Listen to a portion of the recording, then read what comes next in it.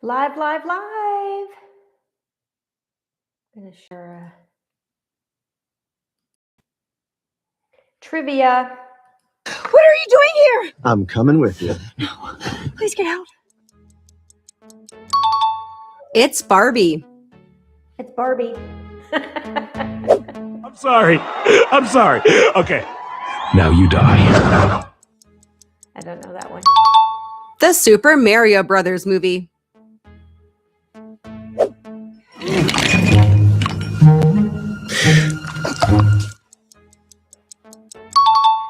It's Wonka.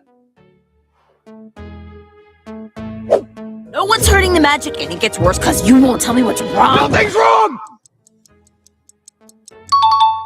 It's Encanto. There's a lot of kids' movies on this one.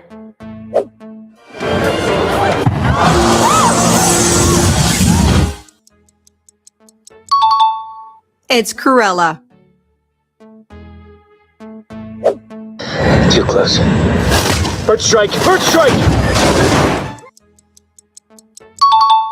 Top Gun Maverick. Let her go! Word documents. That's it. I format them, upload them to Amazon, and collect royalties every month. No website, no ads, no social media. Amazon handles the... It's Wicked. Keep the world for his people.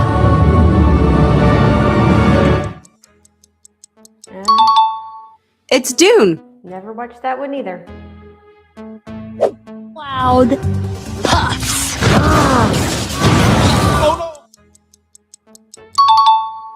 Elemental.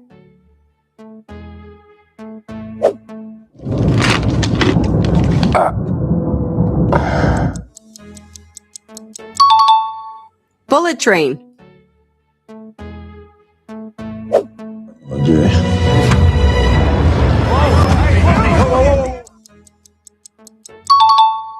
It's Elvis. How much for the car? She's not for Oh, sale. I saw that one. It's John Wick. Haven't seen a lot of movies.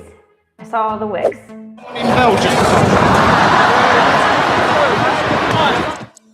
Is this the Queen one? Bohemian Rhapsody. I didn't watch the whole thing on that one. That's the word I'm looking for. Knight in shining armor. Weirdo. That was the word. It's La La Land. A couple more minutes, still guessing. Oh, we saw this one. It's The Hunger Games. So afraid! I said enough!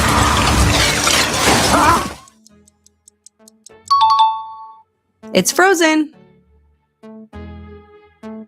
Keep guessing. Timelines are so confusing. Dead or alive? I did watch that one. That one was pretty good. It's Did you Deadpool. watch Deadpool? That was fun.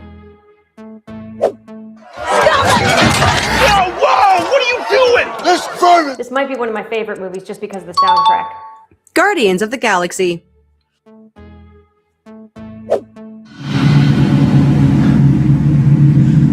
right.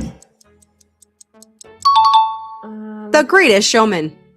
We are going to get started. And let me see how this looks for you. Okay.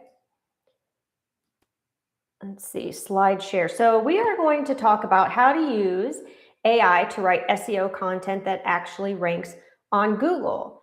And first, I want to ask, I don't want you to share where you're from. Let's share your business name and what you do if you want to share that in the comments.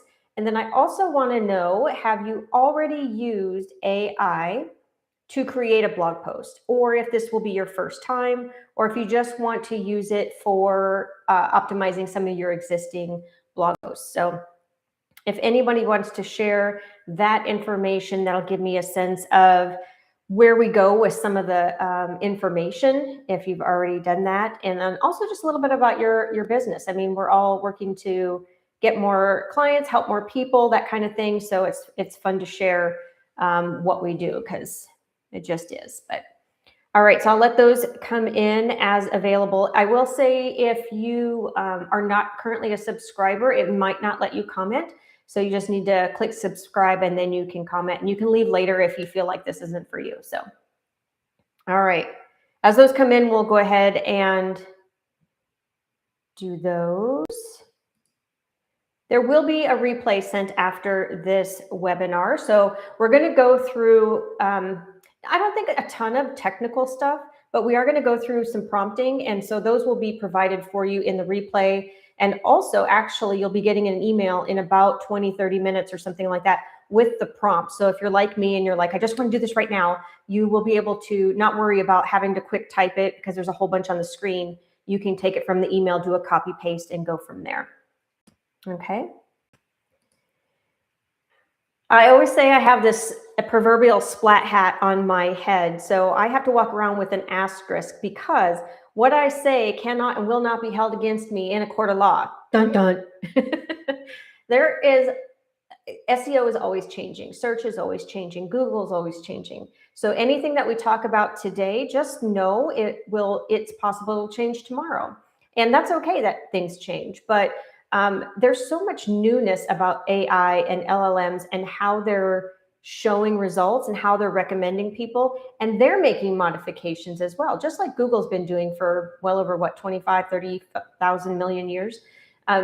They find new ways to help people find information, on top of, once somebody like me, an SEO professional, knows how things work, there's a lot of people out there that will hack the system.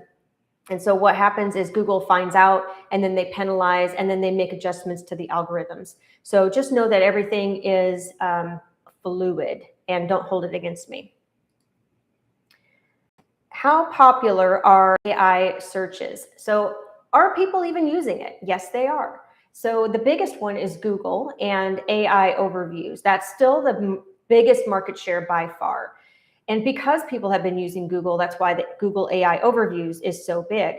Now, the other one is ChatGPT search, which is slowly, maybe not slowly, right? It's kind of coming up fast. It's like 10 to 15% of the market share.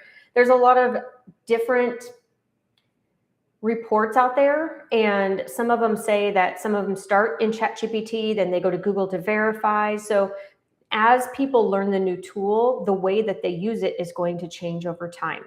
The other one is Copilot and the Perplexity, and of course Claude. Some of you might know Claude from using it in your business.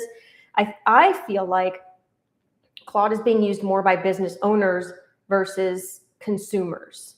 So this is probably more from a consumer standpoint, that if you're trying to see where your business comes up and you're typing it into Claude, but your audience isn't using Claude, that's something to keep in mind. You can still use it for everything that you need to use it for, but keep in mind what maybe are they using. And depending on the search, they might not use ChatGPT at all. Okay, so what's changed exactly? I do have to go a little bit into the background so that we can understand a little bit about how they work and what they're thinking, so that way we can attune our content to what the AI and Google are doing. So what's changed is people are changing how they type things into Google, how they type things into ChatGPT. It used to be people would just type in website consultant for small business or some broad phrase. And now what people are doing are typing in very specific, long phrases. I need to see if, okay. One second here. I just hit the wrong button. That's good. Okay. Let's see. Okay. I'm with it. Hang on. Okay. Window, Chrome tab. Goodness gracious. Tech. Okay, so what's changed? I'm gonna leave this up because that way I can see what's coming. So website, they're typing in a lot longer phrases, and which means that AI is essentially searching for you. So it's not like it's creating something, it's actually doing the searching for you. But it's kind of funny because at the same time, depending on which model you're looking at, it's either going out and searching for you, doing the exact thing that you would be doing with Google and looking through the links and seeing which one works and then bringing back a recommendation. It's actually doing that for you. Or it could be citing you based off of like how it goes out, right? So like ChatGPT is more a generative type of deal where it's not going out and necessarily always searching. It's going to depend on the type of query that it's looking for. So if it doesn't already know, it can't, if it already, let me start with this. If it already knows, then it's going to bring up what it knows, but it's going to bring it up in a way that is kind of like, I guess, pre-algorithms. I'm trying to figure out how to say this. If it already knows, it's going to bring it forward based off of, I don't even know what with the LLMs. They use different things, but it's not the same as Google. Like they don't use the technical background of your page, right? Whereas Google does. If it doesn't already know, then it goes out to the web and it searches the web, which is where your website sits. So thinking that AI knows something isn't completely accurate. It's going to look for the information to see what's already available. So if what it's doing is just basically doing the same thing that you're doing with Google. It's going out and looking at all the links, even though it might not be the links exactly, but it's going out and looking for you and then handing up a recommendation. And that means your business is being handed to you, being handed to your audience as a recommendation inside of those tools. So now, does Google even rank AI content? There's a lot of back and forth about that. So it does rank content. Google does not care who wrote it. So it's basically about whether or not it answers the questions and solves the problem for people. They're helping people to find answers. And if it did care, think about this. I've had a copywriter for my blog post for years. If it really cared whether or not I wrote it or somebody else wrote it, I think that would already have come up as an issue. It doesn't really matter. It's kind of similar to that same situation. It doesn't matter who writes it, as long as it's written well and it provides answers. What Google cares about more so is the expertise, the experience, the authoritativeness, and the trustworthiness. So some of the things that can't be taken from anywhere else, it can only come from you and your business. And those are very, very super unique. So that is of the person or the business writing. So maybe if you're using the copywriter and you're just using AI for optimizing your blog posts, you would give them information. Or you might plug into AI your information about some of your case studies or some of the clients you've helped or some of your calls or things like that. That's what Google cares about, looking at that. And pure AI just lacks that, right? It doesn't have the experience that you have. It doesn't have all of your stories. It doesn't have like the last minute call that you had with the client that you would want to share. The other thing is just the pure maintenance of it. I'm not trying to poo-poo, but the idea around it not knowing you is a really big deal to me, because you have to maintain all the things in your head into the system, which just isn't realistic, I think. There's a lot of times where I think about different things that I know that I can add to blog posts that I don't necessarily need to add it into the AI system. I can just quick add it, but it doesn't have that information. So that's where the idea of how to make it different really comes into play. And that's what it's looking for, because of the way that it's searching. Google was more specific to keywords a long time ago, and it had to match what they were saying so that Google knew which page to show. The Google and LLMs, AI, whatever you want to call them, there's so many words, whatever you want to call them, they've gotten a lot more smart to figure out context.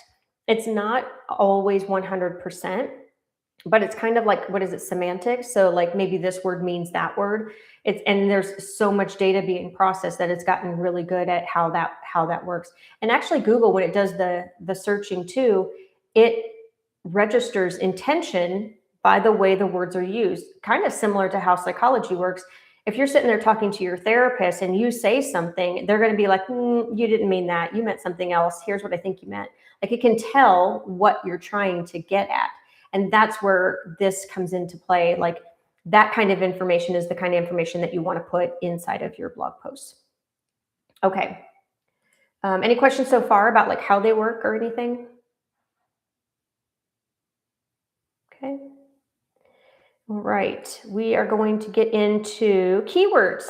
So this is important because if you understand how the keywords are being used in your blog post and how people are searching and how this all ties together, it'll make much more sense when you're creating the content and the blog post so that it can rank in Google in AI search.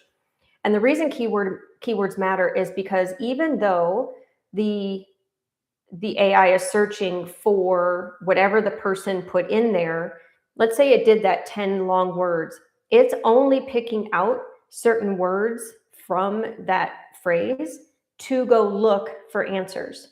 So keywords matter from that perspective. It's not using all the filler words that we use when we're brain dumping into the system saying, I need this, I need that, and here's what I'm looking for. It's picking the key words and trying to find the websites or web pages or information, and then synthesizing all that together and saying, okay, well, here's what you're looking for. So here's my recommendation, or here's a bunch of them. So the keywords still very much matter. The other piece of it is that the volume matters. So depending on if the keywords are even being searched or the phrases are being searched, if there's no volume on them, if nobody's searching for them, then your blog post won't be found. It just won't. Now, you can still create blog posts for other purposes. Like sometimes I'll create them for customer experience. Maybe I want to refer somebody to how something works, or like I have really basic stuff that never gets found on Google because there's 4,444 of them, right? That everybody else is talking about it. But I like mine to be branded. I like it to come from me. So when I'm giving that out, that's part of my content strategy. Why? Please don't do keyword research in ChatGPT or Claude or Perplexity or any of these tools. It will give you inaccurate information. There have been so many times when you can say to it, even not doing keyword research, when you say, I need this or that, it will give you a wrong answer and not even be able to tell you because it thinks it's right. And I think someday we'll get there, but it still needs to be triple checked about 1 million times, because even when I say, no, you're wrong on something I infactually know, like that's not even a word, infactually, but something that I factually know, it still thinks it's right. I'm like, no, you're not. So the reason that you don't want to use this for keywords is not just because of my anger around that, but the idea that they don't actually store keyword data. They don't have the search volume yet. I'm sure that will probably change sometime. Like when they want to start selling advertising space, they're going to have to somehow quantify everything. But for now, they don't have that information. When it's providing you numbers, it's providing you numbers from some source that has it. Now, some source might have gotten it from a true source, but it's not trustworthy enough. So I would say don't use these. Use actual data, actual keyword volume tools. There's quite a few of them out there, and I'll try to remember to put that in the replay as extra for the link. My favorite one is Keywords Everywhere, but there's a couple other ones too that are free. That one's really cheap and easy to use, and it just gives me keyword data. Like it's not like everything in the kitchen sink, which is what I need. I just need a couple things a month, right? Sometimes when I'm writing my blog posts. So that's a note about using keywords in chat. Okay, now we're going to get into the fun stuff. How to use, I'm going to use Claude, but you can use ChatGPT, you can use Gemini, whichever one you feel like you want to use. The thing about prompts is they are a dime a dozen. Now everybody and their mother has prompts. You can download them and they are short as shit. Like they just don't have any substance to them. So what I started doing was creating my own. And what I like about it is that I can tell it what I want, even if I don't know what I want. So I can just like brain dump one in here. I say, here's the prompt I want to start with. And also, please do this, this, this, and this with the prompt. So it's almost like I'm talking to a real person or my copywriter, and I'm saying, hey, I want to add this piece of expertise, or I want to add this story from some other day. But I would just say, if you ever, it's your choice. You can do what you want. But I don't think in this today and age, and it's so fast, like to buy prompts, it almost seems like you don't need to, because you can actually ask Claude to create your prompt for you, or ChatGPT. Now, that said, I do sometimes like them as starters, but I don't think that there's like one great prompt. Like I would find one person per industry maybe and get their take on it, and then use them and then modify them to how you like. I've had one prompt that I've started with. I don't even know how I started with it. And I've gone through like 5 or 10 iterations of changes and just keep building on it and building on it. It's like a page analyzation prompt that I use. So instead of having to go through each piece by myself for 5 hours, it takes like 30 minutes or something like that. So much easier. Here is the key to prompting and using AI for your blog posts. Rather than using it as an SEO tool, use it so that it can better improve the page for your business, for your audience. And that just means revising the prompt a little bit. So instead of saying, I need to check this off, I need to check that off, I need to make sure it has this, this, and this, and this, that's great, but do it more from the intention of improving the page for your business, for your audience, versus saying, I need to have these things done, even though that's still good to do, but bring more intention and context into it than using it for SEO or telling it to be an SEO analyzer. That's good, but we need to take it a step further and say, I also need to understand what I'm missing. Basically, like if they land on the page, are they getting their question answered? What else might they be thinking? Or if they're sitting there wondering about their problem, what are they thinking that they're not saying when they ask me this question? And then answer those questions inside of it.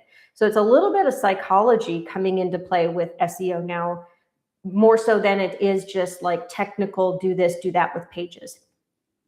So what we're going to go into next, any questions so far on anything? Okay. Cool. So the next thing we're going to go into is 2 prompts. I'm talking quite fast. So the email will come out in about 10 minutes, just so you know. If you're like me and you're anxious, you're like, I just want to get the prompts and go. They're coming. They're coming in 10 minutes. And you can copy paste it from your email, and then you can go do this. So and you'll get it in the replay as well.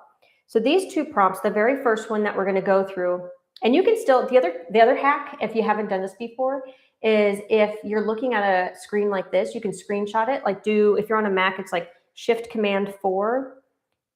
Is it Shift Command 4? Yeah, Shift Command 4, and then hit the space bar, and then click the screen. You get the entire screen right away on your desktop. And then you just take that, you put that into ChatGPT or something. Don't put it in Gemini. I'll tell you why in a second.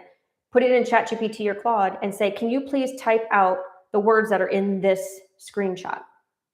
And then you can copy paste it that way. That's another way to do it. The other thing is, I tried that with Gemini and it resulted in it sent I think a thing saying I was being all malicious to Google. And I'm not really quite sure I understand why. So I stopped doing it with Gemini. It's pretty funny. I kind of wonder if it has something to do with the idea of like, if you give it a screenshot to read and do, it's a hack and a workaround, but I didn't actually want it to do the thing, right? I just wanted it to type it out. But anyway, that's about it. So here is the one, if you want to do a brand new blog post and you just decided you want to use AI instead of a copywriter, this is the thing. So at the very top, you're going to have the variables. There's the business type. Oops. There's the business type, and you'll fill in your business type. And then there's the target reader. So who your audience is. and then the reader goal, what you want them to accomplish by the time that they read the post, or what you hope that they want to do. And then there's the topic. So give them, it doesn't even have, this piece doesn't even have to be the keyword, but it's ideal if it was. But usually it's just a topic of some sort. The author credentials is you. So what is some of your expertise? What are some things that you can throw into the blog post that make it more about you? And then, of course, the tone. Do you want to be professional? Do you want to have it more fun? That kind of thing. I think this all kind of goes away if you've already trained your AI to use your brand. But I didn't want to go into that for this webinar because that's been done a lot. Like, that's fine. And then it goes into your tasks. So write a complete publish-ready blog post and then you don't have to fill this in, the business type here, because it's taking it from up at top. So you only have to do it once, and it's easier just to do it at the top versus going through and trying to find all the places and then be like, oh shit, I missed that one. And then you have to kind of go and do it over and use credits and, blow up the world and whatever happens with all the things. So just do it once. And then it will come back and put it into a page for you so that you can copy paste it right into your WordPress or your blogging system. All right. And then the second blog post prompt is an existing post. So this is going to do the same thing up at the top. Oops, excuse me. This is going to do the same thing up at the top where you're going to fill in some things. And then it's going to ask and say, okay, analyze this blog post written for such and such, determine different things, and then it's going to present it in a table format. So it's going to give you the benefit of the thing that we're talking about that could be updated, the gap, so what is missing from what is on the page versus what needs to be on the page, and then a specific suggested change. So actually, what was I going to do? Let's see, I was going to do this real time. Let's do this. So I have this, and then I did do the first prompt with a blog post for me. So I said, create this blog post. It's for website consulting. It's for marketing manager and blah, blah, blah. And it went through and created a blog post. And it's actually really quite generic. It is like everything else written out there. Like I don't really care for it at all. And so now I want to use this blog post prompt for an existing post. So I'm going to use this and see if I can't get something better. So I'm going to put in here, I don't have, it's not above, it's not in a, oh, I didn't even share my screen. Excuse me, share this tab. Okay, so now you can see my screen. Yep, okay. So here was the post. You can kind of see it up here. It's very generically written. And you know what's so funny is I think it was actually pulling from this webinar because I was generating notes and I took my notes from a Google Doc. I put it in here to create the slideshow so I didn't have to go do that manually. And I think it took that information and actually put it in here. So I think that's kind of funny. But, there's nothing really different that somebody else wouldn't already have on their website. So now I'm going to put in the prompt that is for existing blog posts. I'm going to say, okay, so it's technically not in a URL. It's above. And then business type, I'm going to say, that's my business. So website marketing, and then target reader. I'm going to say marketing manager for now. The reader goal, understand what understand how they can create a blog post using AI, but still make it unique. All right. And then the rest of it stays the same. And then I'm going to let that run. And then it's going to come back with priority order. It's also worded in priority order. And it's going to give me the benefit, the identified gap, and the suggested change. This makes it so much easier because I don't want to have to think about what to do next. So it just gives me boom, boom, boom. And I can just do the first one, the second one, third one, fourth one, however many it comes through. Once it stops, we'll go through one or two items. It does still go through the specifics of SEO. Like, you still need the foundational SEO stuff, the heading tags, things like that. We'll go over that in a minute. But so it found quite a few things in its own blog post, mind you. Like, it wrote the blog post and it still found things that could be improved. So I think, first of all, one, because the initial blog post wasn't 100%. I feel like prompts aren't always going to contain everything. But then when you have your updating one, there's always something to improve. It's kind of like when you're like, I don't know, just in life, like, you're always improving things. It's not like everything's just one and done. So there's always something that you can do that could be different. Or you might think of a new way to present your content as well. So like this one says, stronger keyword targeting signal, identified gaps. So the post targets how to use AI to generate a blog post that will rank, but never names or models a specific keyword research process beyond use Google autocomplete and PAA. A marketing manager doesn't know what PAA will get stuck there.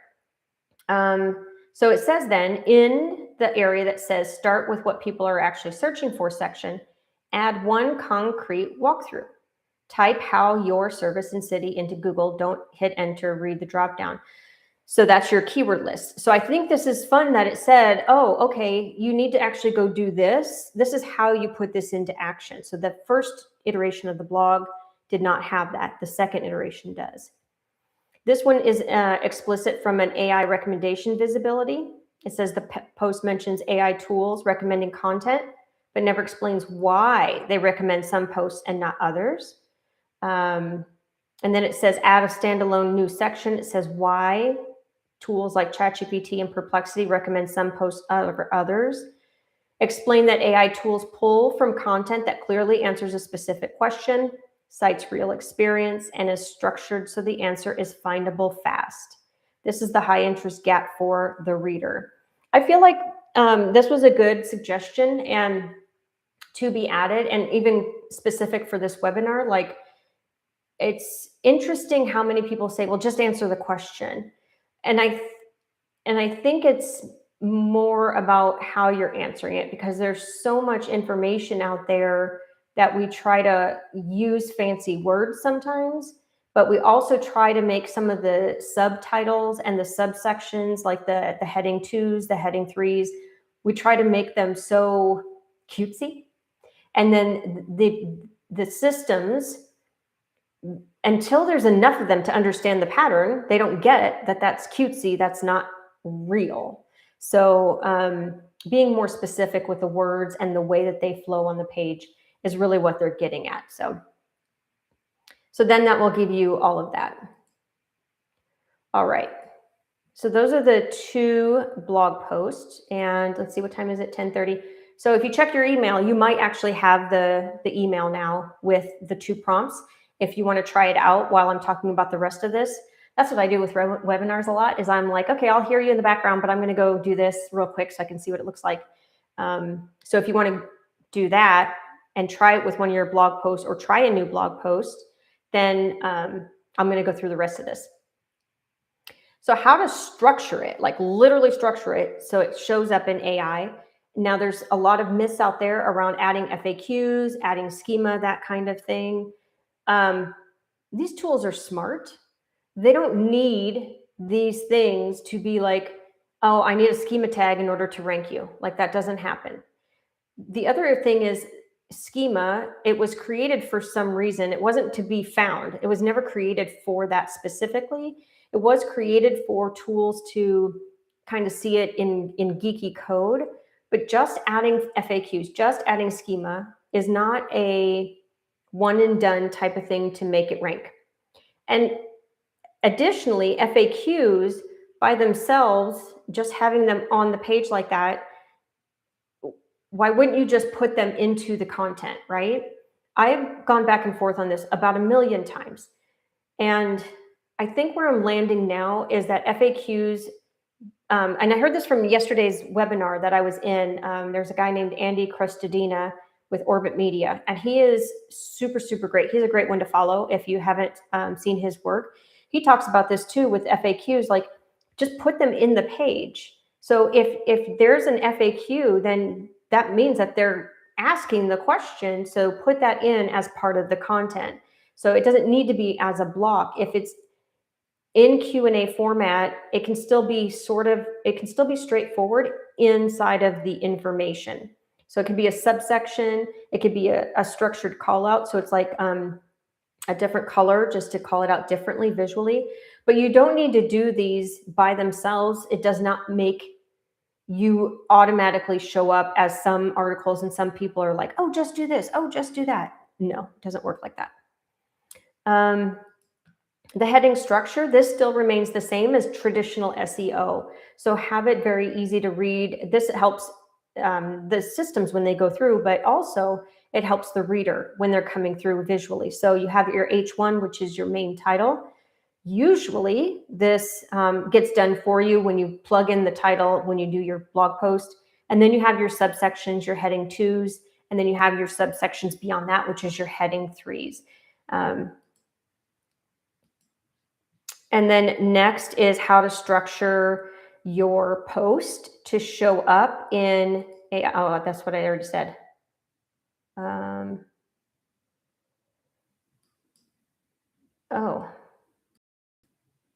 there you go. Here's a couple of slides that I just forgot. So here you have your structure post, just saying that, and then your heading structures. And then here's another thing. Making it visually appealing doesn't only help your reader. It also helps just break up the text and give more context sometimes. So there's different things you can do. There's original images or graphics, things like brand photos. Oh, I have that separately. Original infos and graphics are like I talk a lot about website visibility in the form of paid, organic, and earned. That could be a, what do you call those things? 3 things, the diagram, and that would be an original graphic. So something like that. You can have infographics, which is, they used to be a lot bigger than they have been now, but a long time ago, people would use infographics in their own content from other places. And so other places would create infographics to have people use theirs so that they could spread their brand messaging more often with their, because you'd have your blog, your logo on it and things like that. Those can be helpful. Those can even be used in Pinterest, so you can like do double duty with those. And then we have memes and GIFs. I was thinking GIFs almost. Memes and GIFs, and those are, if it fits your brand, you can put those in there. I do that with some of my blog posts just to make it more fun. Then you have brand photos, which are specific to your brand. That doesn't mean that they have to be you specifically, but they can be about your business in some form. Quote callouts. So if you think about like with books, they used to have sometimes those things on the outside, those kinds of things, and or in the visual, like in between paragraphs, you'd have a colored block and some text on it. It could be that as well. And then different font treatments to break up some of the visibility. It could be different colors. It's going to be your headings. It's going to be italicizing things. It's going to be bolding things. It could be even like having like different columns. So you could have like an image on the left and some text on the right. So just breaking up all of that information. All right, I'm going to give a couple minutes. Does anybody have anything? Did they use the blog posts at all, or any questions?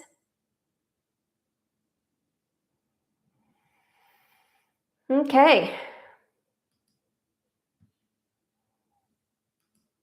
All right, so that is how to do your blog post using AI. And now we can talk about working together. So everything I showed you today is just a small fraction of what happens in your website marketing strategy.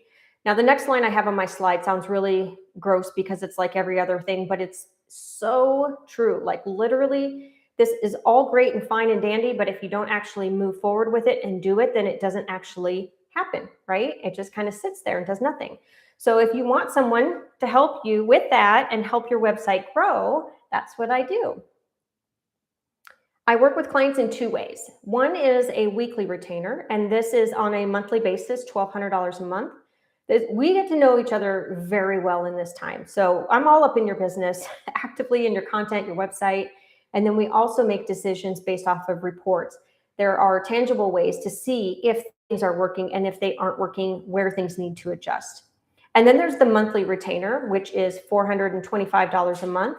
And this is the same expertise, the same, my dog's gonna bark in a second, sorry. He heard the UPS guy. No. Okay, so then there's the monthly retainer, $425. It's same expertise, same, also quite frankly, easier on the pocketbook if it fits your budget better. And I'll say too, if you say yes today, there's a bonus. If you want to get started, it just needs a verbal yes. There's no like formal thing to get together to get this bonus. It's a keyword starter map. So I'll give you 5 traffic driving keywords to focus on, and then you can plug these into what we did today. And then you would have 5 months of content before we even get started. So that is how we can work together. And thank you. So I will be sending the replay out. If you have any questions, please, please, please ask. I am really happy to help at any time and answer any questions you have. You can reply to the email, or you can email me directly, and or drop a comment in the video as you're watching it. So thank you and have a great day.